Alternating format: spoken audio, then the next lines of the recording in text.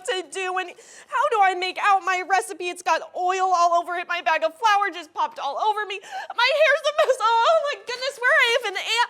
Oh, I guess I'm supposed to lead the children's message now too. Hi, boys and girls. Time for our children's message.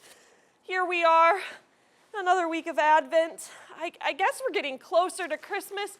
What is it that I'm supposed to do? Oh, light the Advent wreath. All right, here we go. Let's light the Advent wreath. All right, last candle, next candle. What candle are we even on? The second candle? All right, well, let's sing our song. I think I remember it. Light one candle for hope, one bright candle for hope. He brings hope to every heart. He comes. And the second candle. Oh, the second candle's the peace candle. I need some of that today. Light one candle for peace, one bright candle for peace. He brings peace to every heart. He comes. Peace. That's what I need.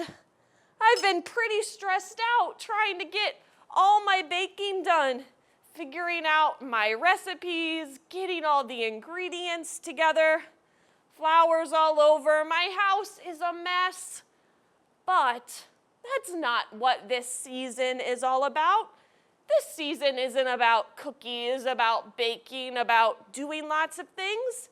This season is about Jesus, our Prince of Peace. He knew that sometimes our hearts would beat a little faster. We'd feel nervous or scared or stressed out or overwhelmed.